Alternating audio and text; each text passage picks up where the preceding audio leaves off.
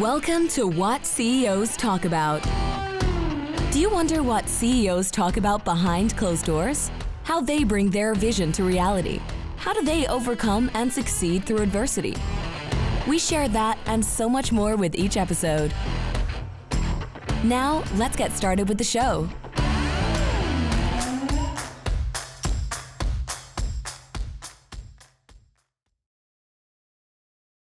Hello, everybody. My name is Martin Hunter. I am the host of What CEOs Talk About, where we translate vision into frontline strategy. Today, the biggest guest on the show for me, absolutely the biggest, Greta Sanchez. Thank you very much for being on the show. Thank you, Martin. Such an honor. Thank you. Before I start with Greta, and she's going to introduce herself and what she does for a living and all that good stuff, first of all, if for those who are listening and watching, go to whatceostalkabout.com, click on books, click on resources. You will see all the pages, all the episodes. Everybody that's been on the show, they've all got something, a service that they provide, or a book that you would, or that we would recommend that you read, and also a whole bunch of tools that we talk about like often, and I keep repeating myself, but monday.com, Bamboo HR, Lucid Chart, all of those things. You can find out what kind of tools we use for business. All right. With that being said, Greta, can you tell the world who you are? What do you do for a living? Kind of name, serial number. What's your position as of today? Absolutely. I am currently in Vancouver, Canada, and I'm working for URGEO as administrative manager. Mm-hmm. And I also studied a diploma in photography. So I do that as well as part of what I love to do. And a little bit of my history and background and how I got here. Mm-hmm. I studied actually business administration in Mexico. Mm-hmm. I am from Mexico, and I grew up in Cancun and the Mayan Riviera. So, like 20 years, I was living there, Mm-hmm. and until I decided to move and relocate to Canada with my husband, and we've been here for 5 years now. A lot of people are going to be jealous once we go into the details. People are going to say, you moved from Cancun, the Mayan Riviera, to Canada? Yeah. Like everybody else wants to do the opposite. They're like, oh, how do I spend my time here? That's the But reaction I get. before we dive into that, I think you have a beautiful title. What will the title of the show be for today? That's right. The title will be Faith Instead of Fear. Faith instead of fear. I cannot wait to unwrap that. Okay, Greta, like we take every other episode, guests go through it. Where were you born? How did you grow up? Kind of tell us your story so that the people, the audience, people watching, people listening can actually kind of tell when we're talking about these titles, put context around the conversation that we have. All right. Mm-hmm. So, Yeah. Where were you born? How did it all start? Well, it all started in Mexico City Okay. many, many years ago. I was born in 1979, so Okay. quite a while. And my family was living there. My parents met in Mexico City, so they were there, and then had a family in Mexico City. I have a brother, and then there was a lot of insecurity that started to Mm-hmm. happen as all the big cities have. Mm-hmm. And my parents decided they wanted to move out of the city so that my brother and I could have a better like quality of life and Mm-hmm. not having to be looking like that over their shoulder all the time. Mm-hmm. So yeah, they had a couple of like attempts for robbery in their Oh, okay. business and at home. So they were like pretty like didn't want to wait until something else might happen, and that's why Mm-hmm. they started to look for places to move. Mm-hmm. And it's a funny story, but the hairdresser from my father, he Yes. just moved to Cancun, and then they were in touch, and then he told my father, hey, you could you should just come here. And then this is great. This area, it's so beautiful. You should just come here. So my father said, okay, let's go and visit and then see if that might be a good opportunity to or place to move. And that's how my parents decided to go to Cancun. Because the We were barber there. said so. Because the barber said, Yeah. what's your father's name again, Greta? My father's name is Arnulfo. Anulfo, come on over to Cancun. Come on over to Cancun. I'll cut your Yeah, hair over here. yeah, And your that's dad right. just went, okay, sure, let's go. Let's do that. And then it was for a summer. So Okay. they decided to, my parents decided to rent a home for hmm 2 months. So that way we could stay there as if we were hmm locals and see if we might be able to get along with the difference in like weather, because it's hmm pretty warm there in Yeah, yeah. Compared. comparison with, yeah, Mexico City. And then my brother and I were like, yes, sure, let's go the beach. We were hmm still little, so we were very, very happy about it. And we survived after the 2 months in hot in summer. I was gonna say, what? That's quite the time to go to Cancun in the summertime. Very hot and humid. Yes. Yeah. And then so after that summer, we had a family discussion, and my parents like said, we'll vote and see if you like it, then we'll move. So of course my brother and I said, yes, we love it. And that was like it. Then 1 year after, we were in Cancun. Just took my parents a year to kind of plan everything Yeah, yeah, and find like a place to have their own business, because my mom and dad, they had a lumber yard in yeah. Mexico Okay. City. So they wanted to do the same but in Cancun. Okay. And then they found the place to build it and actually build it. And then we moved. Oh wow! And so I liked how you're so the approach of now I know why Greta does what Greta does. When your parents were saying, "Okay, let's vote. Let's be very not cautious, but use a methodology in regards to going to Cancun." So they just didn't pick up and go. They were very methodical. They voted. They went Mm-hmm. through a voting process. Um, Mm-hmm. Greta in meetings listens all the time. She always listens to what everybody else has to say about that. So okay, so you're a teenager, so not no, you're quite young. So they've moved the lumberyard from Mexico City to Cancun. And so what are you doing? Are you in high school? You're going to college? What how did you go from high school to college? What did you decide to do? Right. Yeah. When I went to Cancun, I started in like elementary school. And then Mm-hmm. I grew up over there, and I stayed in the same school, like elementary, middle school, Mm-hmm. high school, and actually the university. It was all in the same Oh wow. school. So it's like my alma mater. It's called La Salle, and Oh it's an really? institution, like international institution.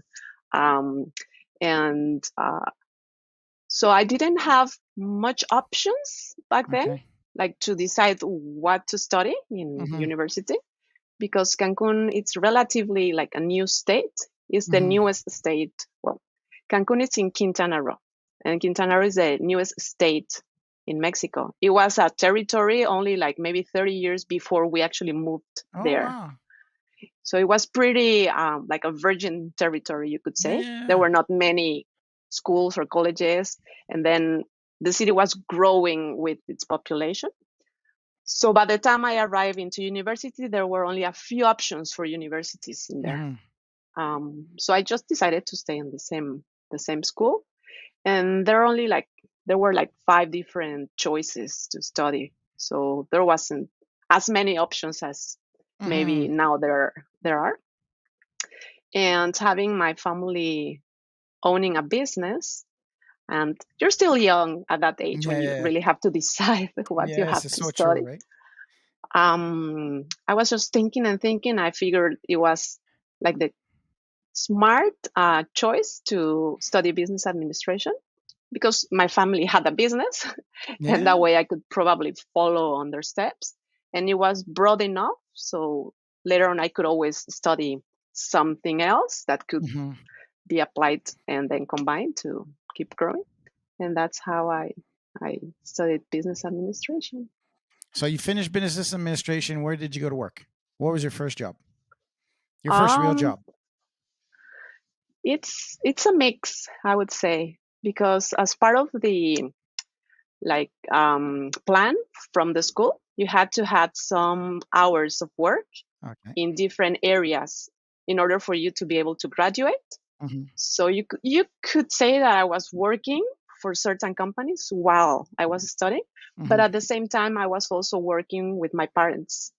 So you may say my first work ever or job ever done was in the lumberyard, and even when I was like a little girl, Yeah, because yeah, I was yeah. hanging out all the time there and helping my mom, and then I would just stamp the invoices that were paid.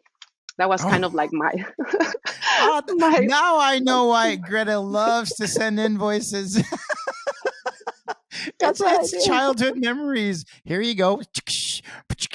Here you go. Give us money. That's what I had to do. And then as I was growing up, I was still like helping out with the family business.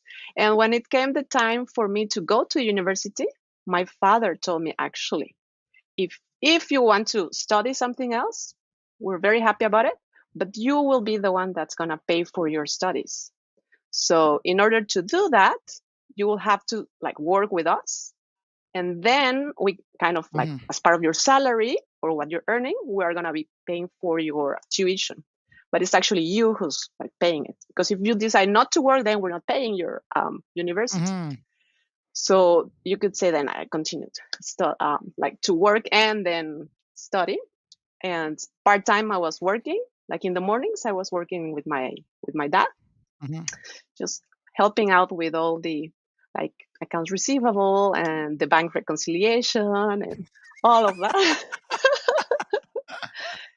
And then in the afternoons and evenings, I went to the university weekdays. And then my other like type of works that I was doing kind of along this, almost by the end of the career, like the last year when I had Hmm. to work certain hours at different places. I worked for like 2 or 3 months at a hotel in the Hmm. human resources area. It was a very small hotel, and can actually remember the name of it. Such a small hotel. But then I worked at the Marriott. Hmm. Um, that was for the marketing department. Also, I did like 3 months with them. And then for the like financing hours I had to do, I actually did them at my family's business, so that kind of Yeah. counted towards it. And then at the end, to be able to graduate, you have to work in Mexico. I believe it's 300 hours that you have to be working for a certain institution, Hmm. and then they kind of validate your time. Hmm. And then with all those hours, you're also able to graduate. So I work for a government agency, or yeah, type of program that was actually it's I don't think it exists anymore, but it was called back then in Spanish it's crece, like grow. But it was more to help out business. It's kind of like consulting from the government for really like small or micro businesses to help them with the basics. The type of companies that really have no experience and did know nothing about business and how to manage a business. It was just going there, doing some interviews, and actually telling them how to like do their books and basic, Oh, it's pretty like the basic. SBA, the Small Business Administration, or the BDC that does the same thing in Canada as well. So they That's develop. right. Yeah. Okay. Good. Good. Good. So I was helping out one of the like consultants that have more experience, and I was kind of his assistant, and I Hmm. started like making photocopies and just like transcripts of interviews and that type of thing. But I was working there for 6 months, and I really loved it at the time. It was different from working at the The family yard. business, Yeah. Yeah. and probably most like you could say close to a job, because it was Yeah. for a longer period of time. And while I was doing that, I wasn't working for my father and my mom, because I didn't have time. So I went and did my hours of work there, and then I went to the university in the evening. So I really love that. I was actually considering, hey, this might be something I like to do, like Mm-hmm. down the road. And I actually have an offer to stay with them at the end of these 6 months and to start like a junior Mm-hmm. consultant. And I thought about it for a few days and then decided to pass. But I don't know what may have happened if I had Hey, stayed there. yeah, there's decisions. There's decisions in life where you go.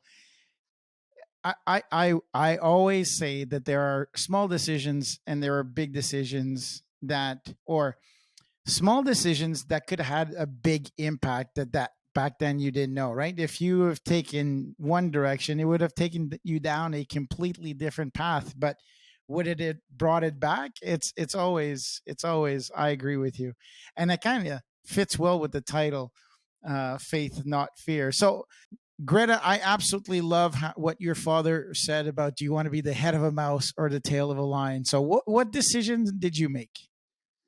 Okay, so at that time it was tough, but then I decided I would keep on working in the family business so that I could eventually be or become the head of the mouse.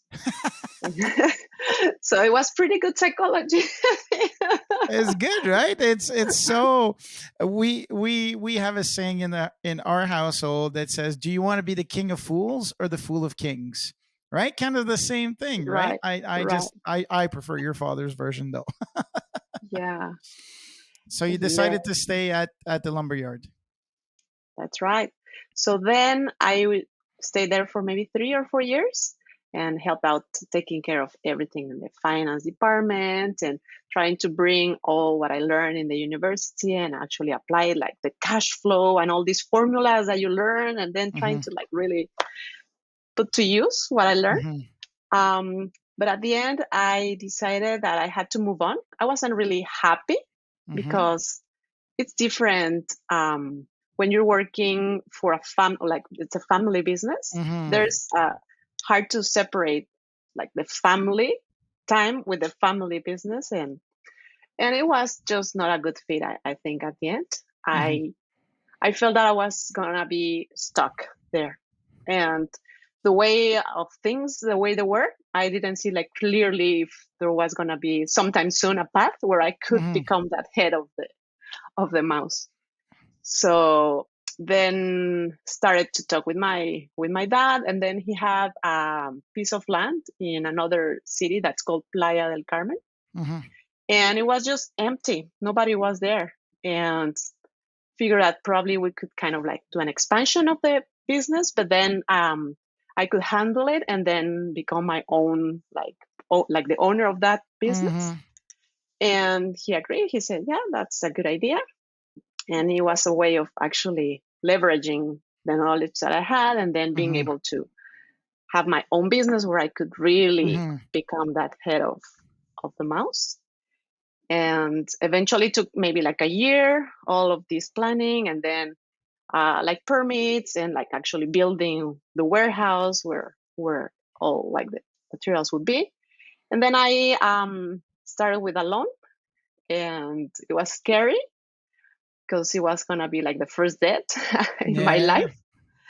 And bought a full load truck of wood, and then the other materials I would get them kind of like in consignment. Mm-hmm. So my father would have some of the like plywood and other products Mm-hmm. that he would just send over, and then when I was selling them, I would pay him for those like products, and then little by little I was able to buy my own like delivery truck, and then started with a couple of employees, and we were like three and me.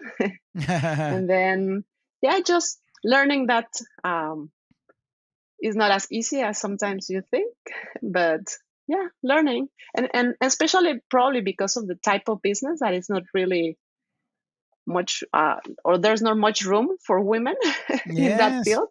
You're dealing with like construction teams and like people that it's just not accustomed to be dealing with women Mm-hmm. when they're gonna buy their construction like wood. Yeah. So it was challenging, at least, yeah. Mhm. So why did you leave? Why? So tell me your journey of leaving that industry and country. Uh, so tell us what happened there. What happened is the world crisis started like Yeah, in 2007, 2008. yeah. And then it was not really a moment in time where the business was having profit.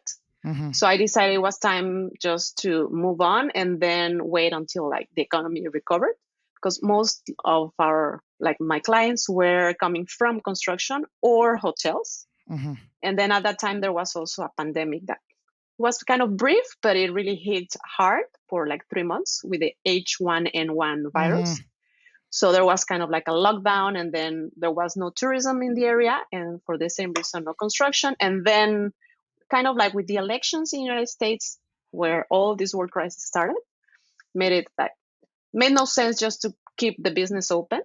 And then somebody said maybe it's better just to close because you have the like the piece of land, it's yours, Mm-hmm. so at least you won't like lose your spot, and then reopen when it's a good time. So I started looking for a job, like a real job for the first time in my life.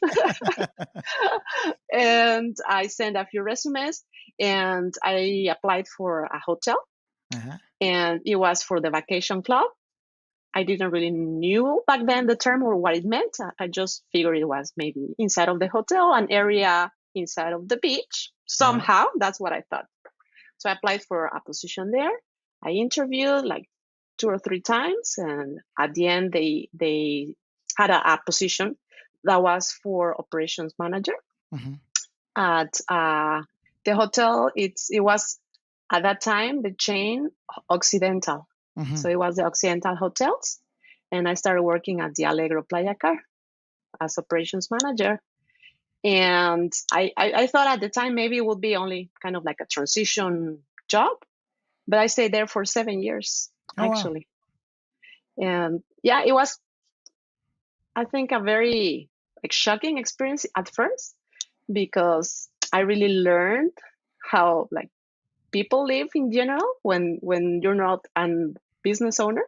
Mm-hmm. And I kind of felt maybe like I was being finally like putting my feet in the ground and like Mm-hmm. learning that you're not special and how like a lot of people live. And it was hard in the beginning because I felt that maybe I failed, and then you're coming from a different position, and then you're feeling that you're kind of going backwards instead of of moving forward. But then I really like or that experience, and what I learned is that it doesn't really matter like if it's your business or if you're working for a company. What's most important is that you're happy with what you're doing. And I wasn't really happy in the lumberyard, and I Mm-hmm. realized like later on. So I did all I could to make it work, and it Yeah. was okay, but I wasn't like so like happy to go and work. I kind of didn't really like it. So in a way, it made me a favor, like the crisis, because Yeah. sometimes it's hard to make the choices, and then you're kind of stuck with what you know. And it's not easy like to make a change, right? It's what I love about your story is that a lot of people feel the opposite. They all say, "Oh, I wasn't meant to be an employee. I wasn't meant to do this. I wasn't meant to do that, and I wanted to be an entrepreneur." Your story is so very clear. It's not about being an entrepreneur or an employee. Is where are you happy? Where do I feel the most value? Where am I heard? Where am I seen? There are some great companies to work for that treat you with dignity and respect. Too many people think that, oh, because you're an employee, you're not important. You're not, I disagree. I strongly disagree. I think there's a lot of people out there, a lot of company owners and CEOs that treat their teams as equals. And we put this negative connotation on employment where you said, okay, well, I'm the head of the mouse, but the tail of the lion isn't so bad either, right? Mm-hmm. Right. Yeah, definitely. And that was the case because I worked at this corporation that was the entire opposite.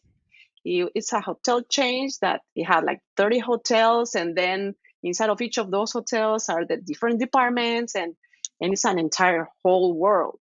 And that's when I learned like there are these policies, and then it's like ever changing. And there were moments where it was like hard work because it was, but I realized that I was actually happy. Like the environment, I never like figured that I would be happier than having my own business. And it has its perks too, because I didn't have to worry about all the things that you have to worry when you have a business, like the employees, and maybe you're afraid this person will not be happy and leave you and then sue you. And then you have to pay all these taxes for employees. And then at the end, I was having to pay taxes for maybe money that wasn't going in the company, like the real profit wasn't there, and I still had to pay taxes. Made no sense to me, but that's the way things are in Mexico. And then working for another company, I didn't have to worry about that. My taxes were being deducted, and then it was kind of like just enjoying life. All right. So you're working as a manager. In this time you've met Felipe. I'm assuming you started dating. That's and right. now what's the next step? What's the next big thing that goes, oh, I think I want to move to? Yeah, actually, Felipe and I, we got married a few months before I like closed the lumberyard and started the business. It was at that point of transition. And then we had in mind that we really wanted to come to Canada and stay here, and just we thought it could be a better life for us. And it took us around like maybe 5 or 6 years, I think, once we decided, yes, we'll do it, to go through the plan and save the money and then research the programs and figure out how would we be able to do it. And at the end, it happened all like really fast. All the time that kind of took us to plan it. And then when we actually received the response from the government, it was like right away. So I came here to study photography. And then I applied for a student permit, and I would think it was going to take longer, but it took only like 2 weeks. And then they gave me a response, and here's your study permit. And then I was already like accepted in the school, and the next like class would start, I think, like 2 months away or something like that. So I didn't have time really.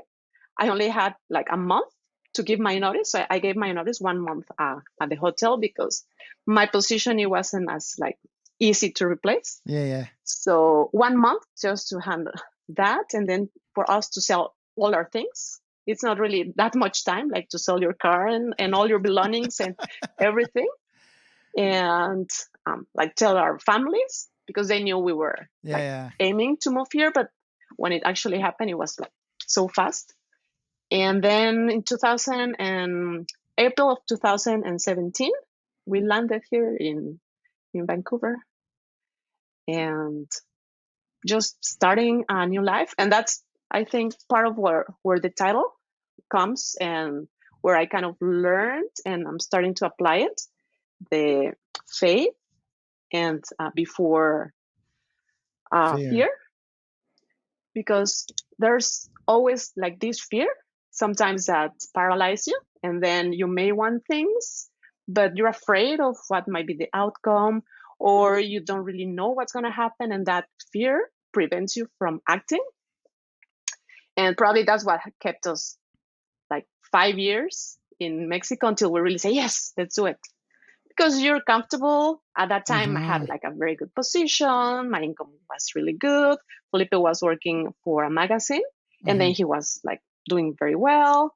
Then he had his own company. So we were kind of in a place where we were comfortable. And it took us a few years to get there. So to move from it, it was gonna be like starting from scratch in a different country, leaving all of our family. But at the end, we said, yeah, let's just do it. And I said, I think you will regret more the things that you don't do than the things that you do. So if we didn't do that, we would be thinking like back, what would have happened if we ever like were brave enough to do it? So I just said, let's do it, and it may work, it may not work, but if we don't do it, we'll always regret it. And that's why we just took the leap and decided to come here. And it's one of the best decisions that we did.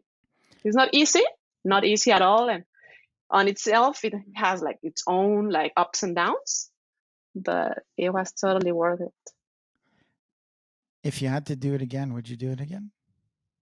I will do it again, probably sooner. I just that is Sooner. so cool to hear, because when you think about, so what Greta and Greta will keep on telling her story, but what Greta and I do is really we partner up with companies, and we say we acquire, but it's not an acquisition. Is we partner up with companies, and a lot of companies that we work with are at that stage where, our programs are called Are You Ready program.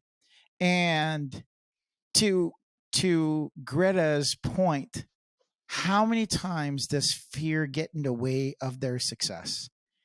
Oh, I'm not ready. I'm not ready. And the day they say I'm ready is the day that they open up. And Greta mentions that because when we talk to people, the first thing that they say when I ask the same question, oh, I should have done it earlier. Should have done it earlier. What was stopping you before? What were you so afraid of? And just think of Greta, Felipe, and Oscar, who's an outcome of a beautiful journey to Canada, is they are truly immigrants to what the beauty of changing life. I mean, I look at, I'm second generation, where regardless of immigrating from one place to another to seek out a better place, you can immigrate towards retirement. The point of the matter is they were not afraid to make a life-changing decision for their betterment, and relying on skill, relying on their attitude, relying on their knowledge to be. So, Greta, keep your story, because I think people will see the benefit of what you've done and how you've done it. Okay. So you're in Canada, you're studying photography, you finish photography. What happens? What are you doing now for money? Okay, so at that time, then I was working at Lowe's, and I was working part-time there. And it was like different departments, but I helped out a little bit in the millwork department. I helped in like the blinds department and the flooring. So when I'm saying that we really started from scratch, is because there was a time where I was just carrying floor like from one place to another, like heavy lifting floor, and I was just sweating. And I'm saying, what am I doing here? I mean, I left all that comfort that I had, and I'm Yeah. here just carrying floor. But these are some of the moments, like this part of what you have to do, right? You're studying and then part-time work, and it was convenient that Lowe's was like next to my school, so I could walk there. Mm-hmm. But it served its purpose to kind of like starting to build some Canadian experience too, because as an immigrant, you start to somewhere. You have to start somewhere. Mm-hmm. And then being in a company like this will kind of give you the tools to be able to later on move on to something else. So it served its purpose. Then from being basically a sales like representative or customer service in there, then I was the specialist. So I was ordering with special orders and everything. From part-time, then I moved into like a full-time position. And then from it, I applied for a job as an executive assistant or administrative assistant for a firm that was just seeking for people in that role. And that kind of fit or aligned with our strategy to be able to become permanent residents. And on a way, I kind You of can say left who on it's for, because Amanda was on the podcast. So it's Amanda Mungo okay, from It's Your Time. that's right. That's the company that it was very, very valuable experience and a great company to work. And I was able to learn so much from them and kind of land the knowledge and experience that I had from Mexico to what it's been done in Canada, because there are like some differences Yes, of course. between both countries. and learning the way like things work here, and learning so many like tools. There are so many tools out there, and I was able to learn a lot from them and some of the bookkeeping like practices in Canada, and just like really valuing how when you're working in a company that they put people first. It's really Mm-hmm. important, right? Because it kind of like translates into like the clients. And then Oscar arrived into our lives, and I had a year off as mat leave, and then I came back. I was then working again, and that's how I met Martin. And we just kind of keep growing on the relationship. And after that, I just we were kind of stuck, I guess, Martin. Keep wanting to work together.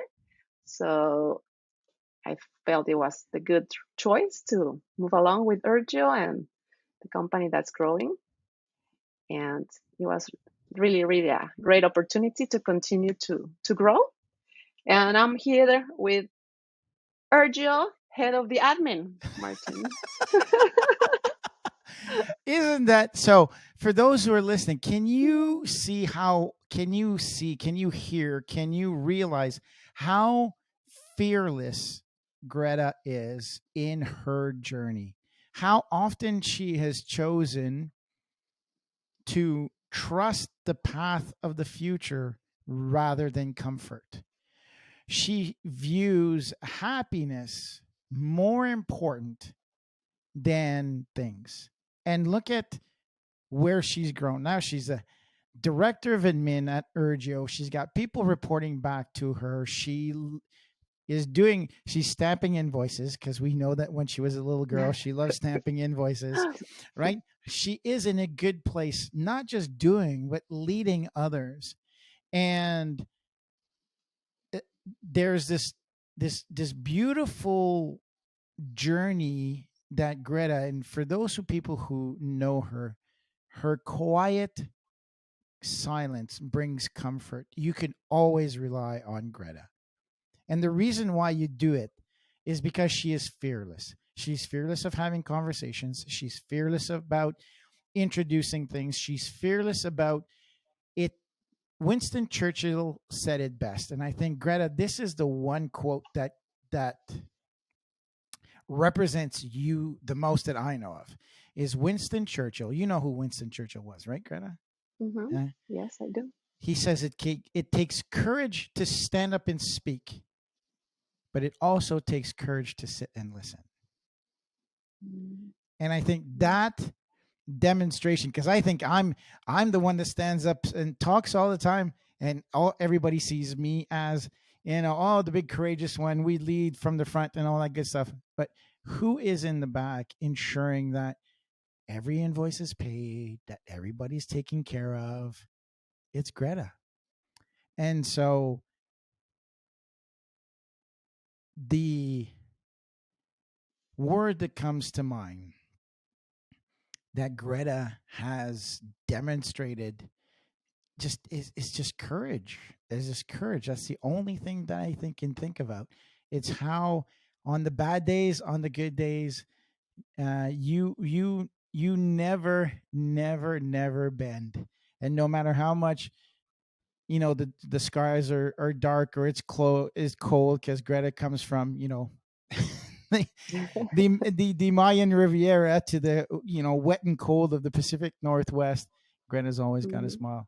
And there's lots of entrepreneurs and CEOs that could benefit from ensuring and realizing that comfort is is or physical comfort is not as good as emotional comfort, in my Mm-hmm. opinion. Mm-hmm. Definitely. Yeah.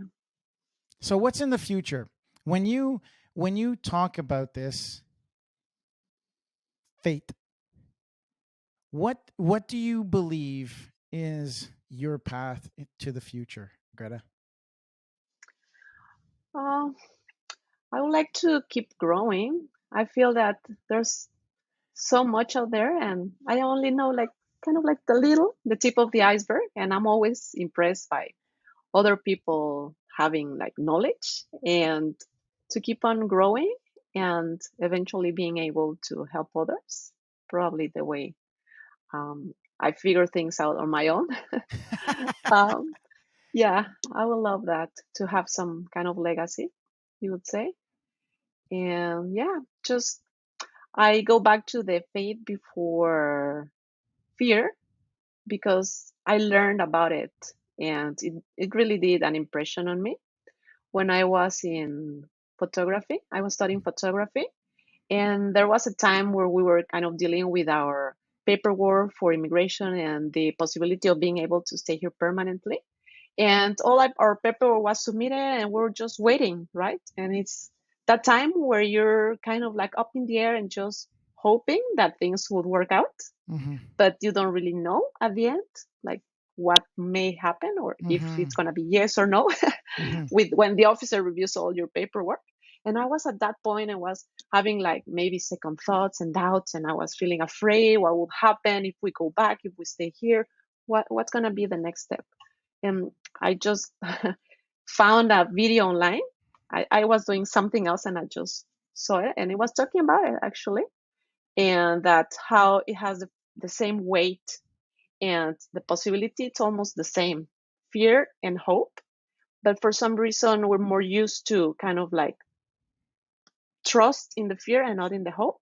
Mm-hmm. But you cannot see either one of them, right? You don't see the hope, you don't see the fear, but Mm-hmm. for some reason people goes more into the fear side of things, Mm-hmm. and the outcome could be either way. So why not to go into the faith side of things, right? And then it make that kind of like that flip in my mind. I'm like, yeah, I'm just gonna assume that it's gonna go well, and then I'm gonna be thinking positive and thinking that everything will work out. We submitted it the way it should be. Why wouldn't it be right? And then just switch to that mentality. And at the end, our paperwork came back good. And then eventually we got our PR. So why then like stress out and go into the fear zone, right? And that's I think that's the biggest like learning experience for me. And then I really try to apply that to all my everyday life. Yeah. It's it amazes me because I do the same thing. It amazes me that we focus on what happens if it doesn't happen, what happens if it doesn't happen, what happened, and then we put so much emphasis that when it does happen in a positive way, you go, okay, oh wow, what's next now? You have not put you've not put energy in defining what your future looks like. Instead, you're defining of how am I going to fix this thing. But I think it's Mm-hmm. I mean it's a natural behavior to have. Like what Greta is saying is don't be blind. And I think that Greta is not saying that she's blind. When you hear the story, it says, okay, I took the time to fill out the documentation properly. You know, Greta always doubles and triple checks everything. I know that. And so she said, well, I have taken all of the actions possible to ensure the successful. Now, the decision, which is absolutely crazy when you think about it, of my livelihood is left in somebody else's hands. That I Mm-hmm. cannot control. So, Mm-hmm. as the Dalai Lama says, you know, will worrying about it change anything? No. Have you done everything to not worry about it? If the answer is yes, then don't worry about it. And That's it. I have so much to learn from you, Greta, because I worry all the time. I Mhm. Yeah. And I just remember, so if we wanted to put it on the show notes, but it was Bob Proctor. That's the name of Bob the person. Proctor. Okay, Yeah, absolutely. in an interview called like that. So yeah. Mhm. So, Greta, what is the book material movie? What's an important thing that you have always referred to? Something that defines who you are, defines how you do business, defines how you operate. Okay, so the name of the book, it's called, that impressed me, and I really tried to apply it. It's called The Four Agreements. and Oh. it's by Miguel Ruiz. Mm-hmm. I don't know if you have read it. I have not. I have not. Mhm. The Four Well, Agreements. So hold on. I think I see it. It's it's a kind of mustard looking cover, and it's a circle with four cut out in like a four. quadrant. Yeah, yeah, Yeah. yeah. I have read it. I have read it a long Yeah. time ago. Can you? Mhm. Why do you like that book so much? Well, it's been a while since I read it, but when I read it, it made sense to me. It was one of these aha moments Mm-hmm. when you read about things that you never thought about it. And this comes from the Toltecs, or kind of like the way of the thinking from the Toltecs. It's an ancient civilization in Mexico, and basically lets you know that there's ways of maybe like liberating yourself, because you've when you grow up and you're born, you don't really have the power of decision, and then Mm-hmm. ideas are like sent in your way. So somebody tells you what to do, or puts these tags, and then you kind of grow thinking that's the way things are. Mm-hmm. But it may not be the case, right? So sometimes these paradigms you have to kind of like explore and really see if that's part of your reality or not. And then how to interact with other people, because sometimes people have a bad day, or they have their already other problems that maybe they're reflecting on you, but it's not really about you. So that's where it comes, is for principles, or yeah, these agreements that you can use to like make your life better. And it's to always like be impeccable with your words, so really really mean what you say, and say what you mean. And then sometimes it's better not to say anything. I If you don't agree. have something positive to say, just don't. um to not take anything personal. Sometimes maybe somebody is having a bad day and something happened and they curse at you, and then you may take, oh, why is this person telling me this? I'm not that. But then you're taking it personally, and it's never about you, but it's about the other person, Mm. right? Their experiences in life and all of it. Um, and also that you always should be doing like your best. Doesn't mean that your best today is gonna be the best you can do tomorrow, but at the time that you're doing something with the tools that you have in the place that you are, you should always like try to do your very best, and Be an that's artist. that way Yeah, you don't have regrets. Yeah. Hmm. absolutely. What what do you love about your job? What do you love about your company you work for right now? Um, I would like to say the flexibility and being able to be heard. So, you're really making an impact, and you have that flexibility nowadays to be able to work from wherever you are. Yeah. I feel it's so great, and especially with all this pandemic and what happened, where it's really valuable, right? Not having to be tied to a specific place. And as we're growing, and then we are creating like from scratch, so being able to like be heard, and then put my mind to think what's going to be the best, and being able to actually do it. What are you hoping for in the next year or two when you say you have faith, or you believe in fate, not fear? What do you think your fate will bring you? Ooh, that's a good question. Um, I think that it should be helping me to move forward all the time. And I would really like to be a better leader. I Mhm. think that's an area of opportunity. So 1 to 2 years, yeah, to be a better person and being able to lead better. Yeah. Greta has been by my side for how long, Greta? Have we working together? I think 2 years and something now, 2 years and a half maybe. Yeah. And Greta, the one thing that has demonstrated is exactly what she is hoping for. It's unbelievable how you live a very good life, both morally and physically, in regards to executing what you think is your best version of a life. You're always looking to learn, always looking to expand. So the hope that you have is really is just expanding. It's just very cool to be in a place that I think, you say, okay, this is what I want, and we see ourselves in the future all the time. But to be able to say, oh well, I believe that I'm here. I just want more of it, that's what I'm hearing, and that's pretty Mhm. cool. Thank you. That's it. Well, it's been already, so we had a little bit of technical issues between Greta and I, but what a lovely conversation. Thank you so very much, Greta.